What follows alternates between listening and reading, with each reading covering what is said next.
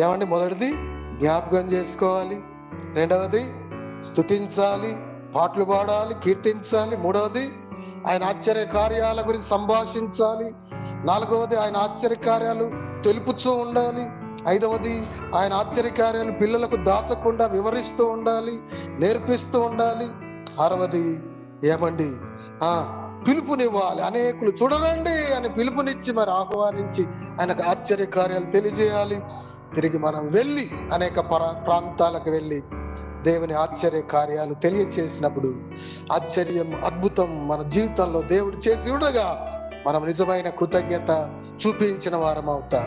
అలా మనం అనేకులకు తెలియజేయగా రక్షణ లేని వారు రక్షించబడుతుంటే, రక్షించబడి పడిపోయిన వాళ్ళు లేవనెత్తబడుతుంటే, ఇంకా బాగా ఉన్న వాళ్ళు ఉజ్జీవింపబడుతుంటే, అబ్బా ఎంత సంతోషం దేవునికి.